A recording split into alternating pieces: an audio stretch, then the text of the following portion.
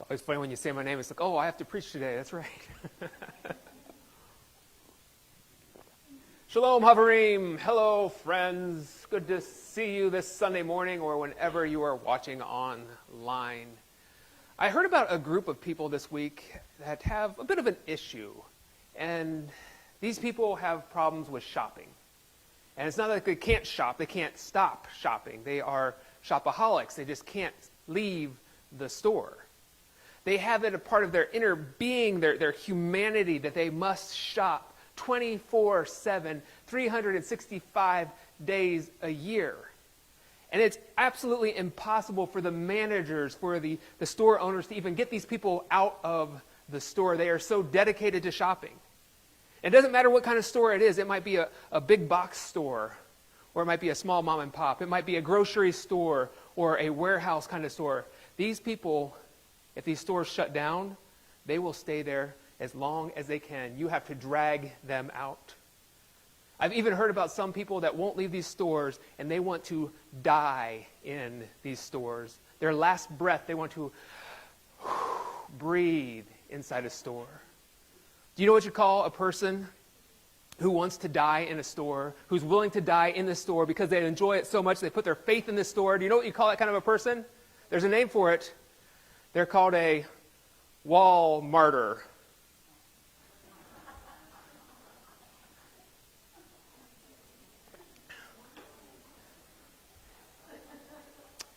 If you can come up with a better martyr joke than that, I am all ears. Oh, my friends, yes, today we are talking about the martyrs. Not the wall martyrs, but the martyrs. And this sermon series is coming out of a bit of a conviction that I've felt here the last couple of weeks. You see, a few weeks ago I preached on Jesus' passage in Gospel of Luke where he says, I did not come to bring peace, but I came to bring division. And he talked about dividing families even. He's come to divide father from son, mother from daughter. And I interpreted that as saying that Jesus' message will necessarily divide some families. Not that that's his intention. He's not coming to try to divide us up, to break us up. But his message will draw some lines. And I mentioned in that sermon that there are still places in the world today that if you become a Christian, your family very well may disown you. There's maybe even communities here in the United States where you cannot become a Christian without your family saying, you are dead to me. So I started thinking about that a little bit, and I started doing some introspection and thinking about myself. And I asked myself, self, that's what I call myself. And it's weird to call yourself Kevin. Try it. See, it's weird.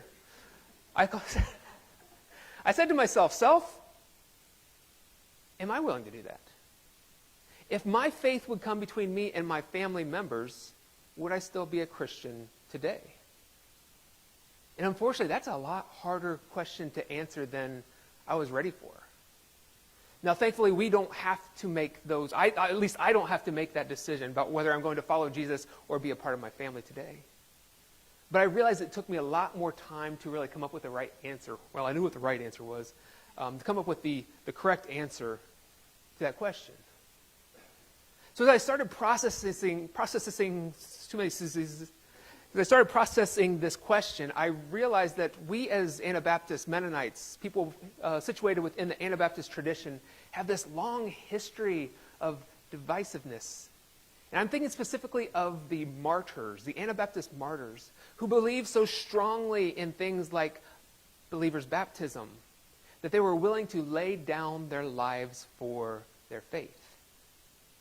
Just remember some of these numbers. Going back to the 16th century, between 1,500 and 5,000 Anabaptists were martyred between the years 1527, the first Anabaptist martyrs, to the year 1614. That's less than 100 years. And I know that's a huge range of martyrs. We don't know exactly the number because there were a lot of different stories coming out of that time. Just why did they kill that person, we don't know. Often killing people in groups. But most estimates say there were about 2,500 Anabaptist martyrs who died for their faith. People who weren't willing to recant or go back on what they believed. They wouldn't say, I am not a Christian, just to save their own skin. They believed so strongly in this that they were willing to lay down their lives. So as I'm thinking about this, I realized that it would be a really cool sermon series to talk about the martyrs. And I know that when you start talking about martyrs, there's kind of this weird sense oh, you're going to talk about people who died. You're going to talk about a lot of gross things and kind of blood and gore. And all at once, all the teens and tweens out there are interested, right? Blood and gore? You've got my attention. It might be a little morose. It might be a little gloomy at times. But what I hope to do is to not emphasize the blood and the gore, but I want to emphasize the faith of the martyrs, the power of their story. And what I want to do is not simply start at the year 1600, or in the 16th century, because there were martyrs well before the first Anabaptists. And there's been martyrs long after the Anabaptists. Well, we still have Anabaptists, but long after those official state-sanctioned martyrdoms ended. So I want to look at some of the older stories from the early church, and I want to look at some of the newer stories from more modern times, and ask how we can gain some sort of confidence in our faith, and our ability to stand up for what we believe today, in a world where we don't necessarily have to die for our faith. So what I hope to do for the next couple weeks, and I think we're going to try to stretch this out, and I tell funny jokes, people don't laugh. I talk about scheduling and people giggle. What I hope to do is to stretch this out up until the end of October, because the end of October, the 1st of November is All Saints' Day. I think it'd be really neat to do this for the next 6 or 7 weeks. And we'll see, I might get tired of it and then come back to it later. And we may have a surprise here in a couple weeks also. But my hope is to look at different martyrs every week. This week we're going to look at 2 different martyrs, and we're going to connect that to a biblical story. We're going to be asking questions about what virtues can we lift out of this biblical story and also see in these martyrs, and how can we embrace that and take that home as well. So do you think we can handle that, at least for today? Yeah, all right, good. We're going to have some interaction. I'll ask you some questions. Feel free to jump in, and we're going to have a good time talking about the martyrs. That's right. So before we actually get into this sermon series, I feel that it is important to know what the word martyr means. Now, the way that I usually use it and the way it's traditionally been used is a martyr is someone who dies for their faith. Has anybody seen the movie The End of the Spear? Nobody at all has seen The End of the Spear. I watched it with you. You can raise your hand. Often when I think of martyrs, I think of missionaries that went into very rural communities in the bush somewhere, and they were killed because they went in with this message about Jesus. But it's not just the people who went in these communities, not just missionaries. Often we think of these people who had some sort of conviction that they weren't willing to bend on, and they lost their lives, often at the hands of the governing authorities. I'm going to give a hypothetical example here. Children in this congregation, imagine that the government just made this rule that you had to slap your parents. This is the law. You must slap your parents. No, it's not official, Ellie. Where's she going?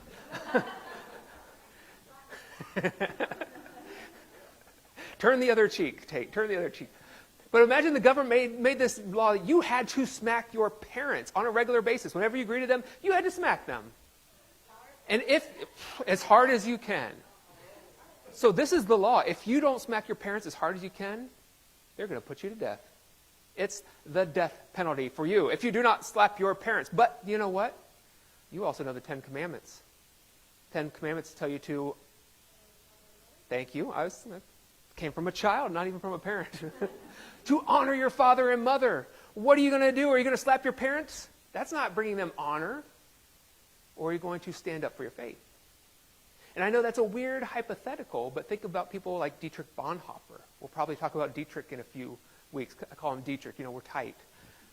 Dietrich Bonhoeffer was a German pastor and theologian who stood up to the Nazi regime, and he died because he resisted the Nazis. So these are different concepts of martyrs. Now, biblically, the way we get this word martyr, it comes from the Greek word martus. Let's do it. Everybody together. Martus. Martus is literally a witness. As you read through the New Testament in Greek, it's hard to discern just how this word is being used. Especially you get to the book of Revelation, it talks about the martyrs, the witnesses to the shed blood of the Lamb. But the idea here is that a martyr is the best possible witness to the faith. If you are willing to die for what you believe in, others will notice. Now let me ask you a few questions. Who is the first Christian martyr? Or who was the first Christian martyr? Anyone guess? Everybody wants to say Stephen, and I think that's probably a good guess. I think it's possible that Stephen could have been the first martyr. Stephen is the one who early in the book of Acts, he is there and he's preaching, and this guy named Saul is watching over people's coats as he is stoned to death. Stephen is a possible first martyr. Other people would say John the Baptist. Think about John the Baptist. John the Baptist was a follower of Jesus. He was a preacher and a teacher, and he lost his head because he told King Herod that he should not be with his brother's wife. Bible gets a little sketchy there, friends. Other people would say that Jesus himself was the first martyr.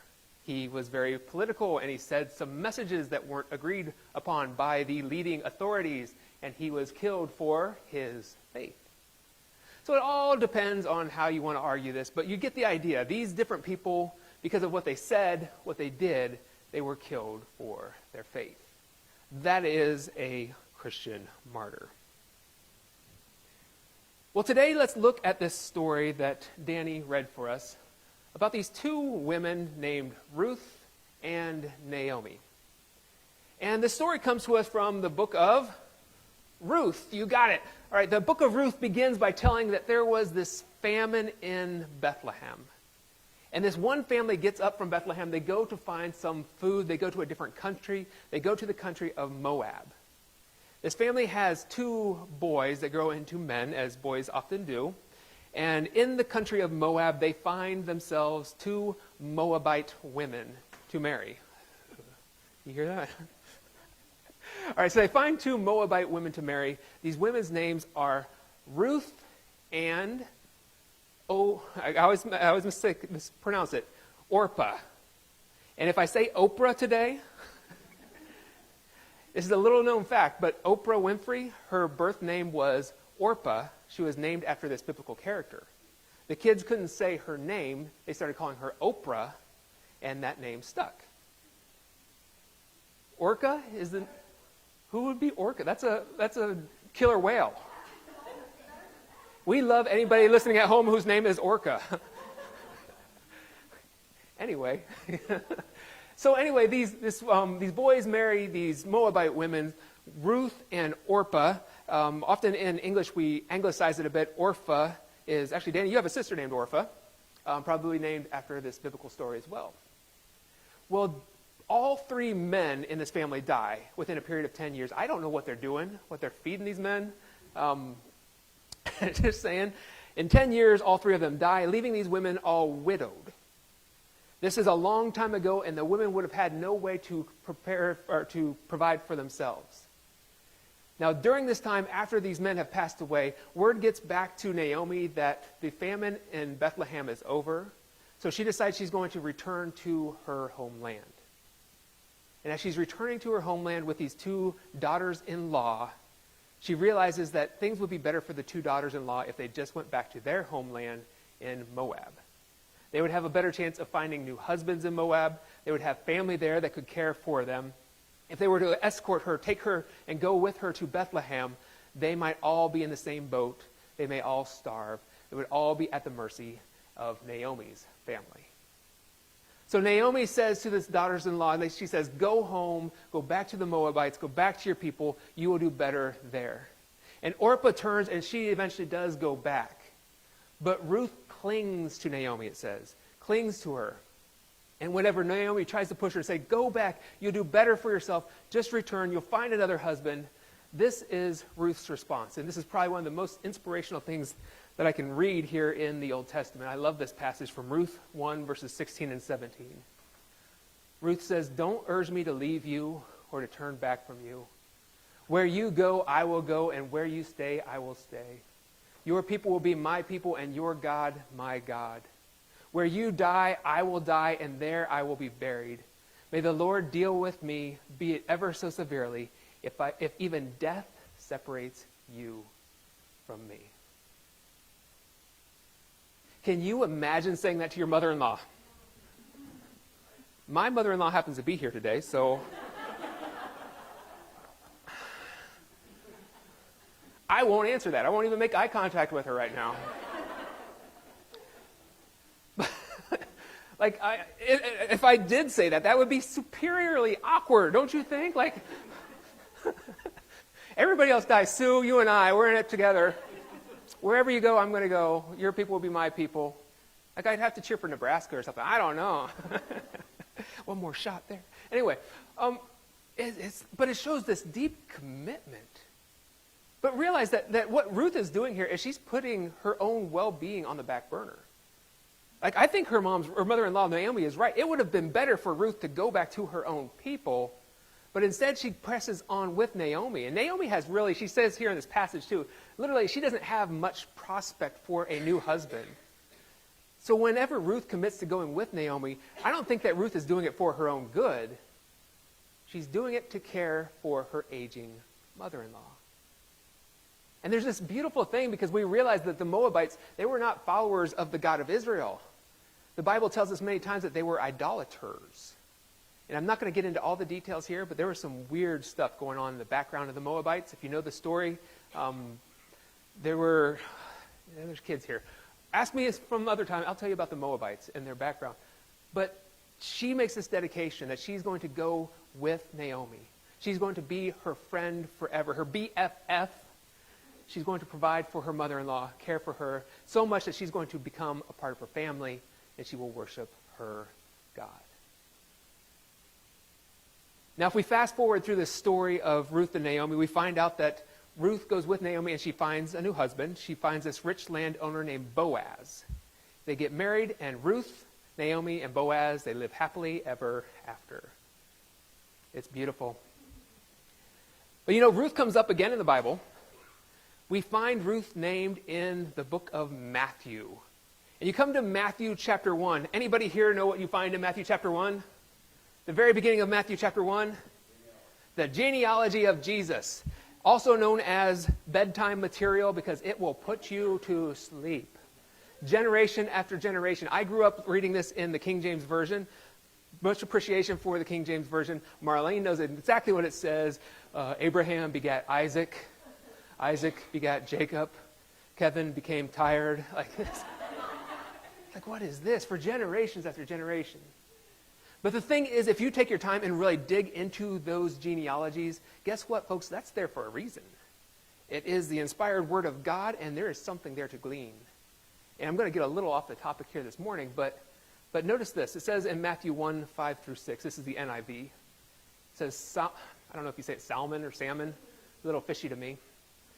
Salmon, the father of Boaz. They just keep coming, don't even plan it. Salmon, the father of Boaz, whose mother was Rahab. Boaz, the father of Obed, whose mother was Ruth. Obed, the father of Jesse, and Jesse, the father of King David. David was the father of Solomon, whose mother had been Uriah's wife. Now, if you look at any other genealogies from that time period, you will not find women mentioned. They are patrilineal. They go through the male end of the genealogy. But you notice that just in a couple generations, we have 3 people mentioned here. Beginning with Rahab. Rahab was the mother of Boaz. And what do we know about Rahab? She was a Canaanite prostitute. Right, okay. You come to Ruth, and what do we just learn about Ruth? She was a Moabite, so she would have come from this idolatrous background. I'll just use one word quick to give you some sense. Comes from an incestuous background. So you go on a little bit further, and Ruth ended up being the grandmother of King David. Kind of an important dude, right? Yeah, and then go a little bit further, and you find that Solomon was David's son, and his mother was, well, she's not named. It says Uriah's wife. If you remember the story, Uriah's wife was Bathsheba, whom David had murdered so that he could marry his mistress. Remember, all of this, the Bible is not PG. All of this is in Jesus' lineage.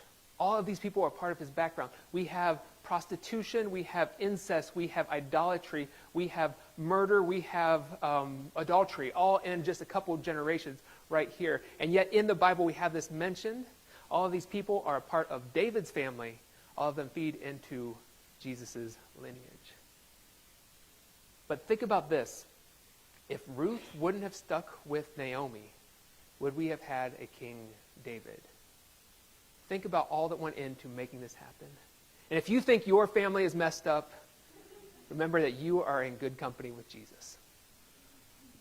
All right, so that is the story of Ruth and Naomi. Let's pause that for a little bit to tell you about these two women, Perpetua and Felicity. Has anybody ever heard of Perpetua and Felicity before? Okay, so I can tell you whatever I want and you would know no different, all right? So Perpetua and Felicity were early martyrs. They were martyred in the year 203 AD under the persecution of Emperor Severus. And I love this, like, you look at all these patron saints within the Catholic Church, and I really appreciate the Catholic tradition and all, but they have some weird patron saints. They are the patron saints of mothers, expectant mothers, ranchers, and butchers. So, if you go into a Catholic butcher, which I guess is a thing, you may find a picture of two women of African heritage. They would have been in Carthage, the northern part of Africa. They are the patron saints of butchers, and I'll explain why I think that is. But the interesting thing about these people, we've got many different stories of martyrs from the early part of the church, but a lot of these stories are just passed on by stories, from person to person. And you know, sometimes stories aren't always that reliable.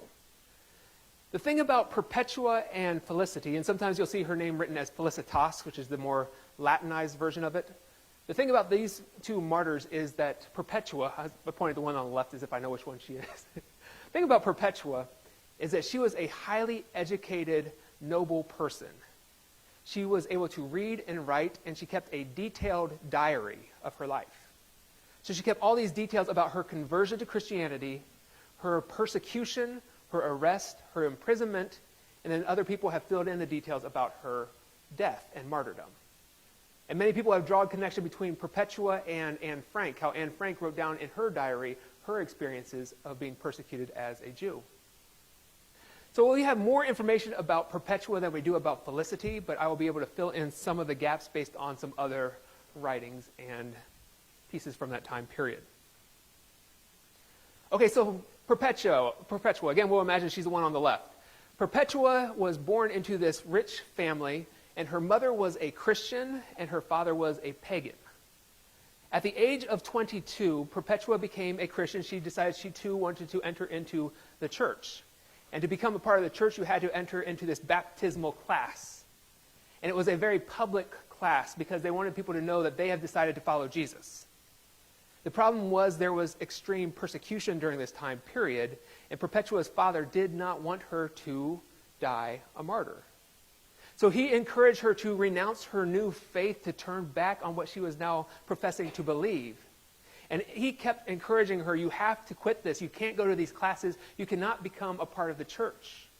And in her diary, you find her writings where she writes things like this. She's talking to her father. She says, you see that pot lying over there?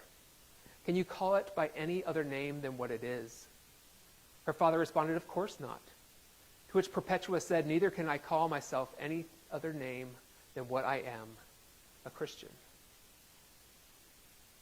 So Perpetua continues to go to these Bible classes, to this catechism class, the baptism classes, and she's meeting these other people. There are a total of, I think, 5 people in her class to be baptized. And one of them is this woman named Felicity. And Felicity at this time is 8 months pregnant. Perpetua has a nursing baby back home. Now, we never hear anything about Perpetua's her husband, so we assume that he must have died at some point. But obviously, these two women are drawn to each other. They're the only 2 women in this baptismal class, and one has a newborn baby. The other one is very much pregnant. Well, eventually, all of these people in this baptism class are arrested, including their instructor. So Perpetua is separated from her nursing child, And Felicity is taken with her, and they are thrown in the same prison, and the 3 men from their class plus their instructor are in a different prison cell. So at this point, the deacons of the church, they go and they begin to bribe the guards. Total Christian thing to do, right? They bribe the guards to give them a better cell and to let them bring the baby to Perpetua, at least so she can nurse it. And as she is there in her prison cell nursing her child, she writes this. She says, "My prison cell suddenly became a palace to me." So Perpetua's parents, her father, keeps coming in and trying to tell her, you must recant, you must change your mind, you must say you are not a Christian. And even the judge that's hearing their case says, if you don't do this, if you don't change, you are going to die. And she eventually, she just says, I'm not going to recant. I'm not going to change my mind. I'm not going to change who I am or who I have become. And then the judge has to sentence them to death.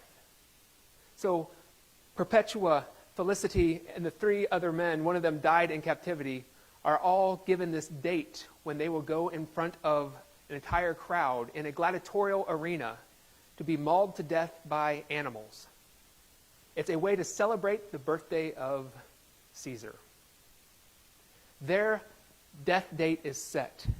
And when she receives this news, Felicity becomes overwhelmed with sadness.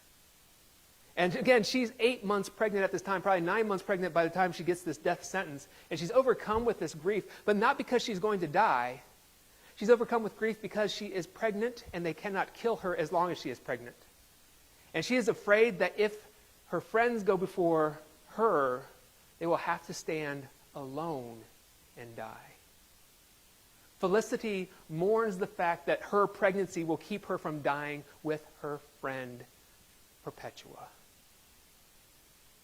Well, Felicity does give birth 2 days before their scheduled execution. And on the day of their execution, they go before the crowd, and they're told the story that as they're walking through the crowd and people are yelling jeers at them, they meet people eye to eye in the crowd, and they just bless them.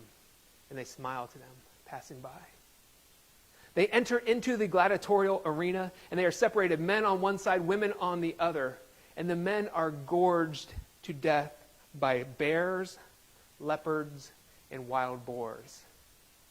The women are separated, and they are to face a wild bull. And this wild bull refuses to gorge them. The bull becomes passive, becomes like a pet to them. And I believe that's why they are the sacred saints of butchers and ranchers or something like that. So as the bull refuses to gorge them, the people ask for leniency. They ask for grace for Perpetua and Felicity. And I imagine the Caesar back there, he does like in Gladiator, thumbs up and down. He is somewhat compassionate to them. Rather than sicking more animals on them, he calls in the gladiators, and they are to be beheaded. And as they are standing there together, back to back, side by side, Felicity and Perpetua, these are the last words that Perpetua speaks. She says to the people in the crowd, she says, "Stand fast in the faith and love one another. Do not let our sufferings be a stumbling block to you." Ooh. The gladiator beheads them both, and they die a martyr's death. So obviously there are a lot of differences between the story of Ruth and Naomi and the story of Perpetua and Felicity. Ruth and Naomi did pretty well for themselves. Ruth found a rich husband. I guess it worked out all right? And she ended up being a part of the lineage of Jesus. But if we look at the story again, think again about Ruth. She didn't know what lied before her. And she chose to be with her mother-in-law. She chose to be with her friend, to support Naomi, not knowing what lay ahead. I think that Felicity and Perpetua tell the same story. And I'm moved by these words of Ruth where she says, your God will be my God, your people will be my God, my people, where you go, I will go. And that commitment to one another as they walk the path leading to God is amazing to me. And it's matched in the words of Felicity as she says, "I am saddened by the fact that my friend may die before me." Not because she wanted to die too, but because she was afraid her friend would die alone.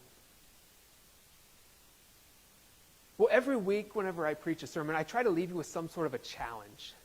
I think especially during this series on the martyrs, it's very important to leave you with some sort of challenge for the weeks to come. It's a challenge not only for you, but also for me as well. I simply want to leave you today asking the question, this open-ended question, who is your Ruth and who is your Felicity? Who is it in your life that you can count on traveling with you to a new place just to be there to support you? Who is it that will go with you into the unknown, knowing it may be costly to them, just because you are being faithful to Jesus Christ? I don't know who my Ruth or who my Felicity is, but I want to find that person because we need those people in our lives. And not only do we need to have a Ruth or a Felicity, we need to be that for someone else as well. This is my challenge to you today. This will be our challenge for the rest of our lives. May it be so. Amen.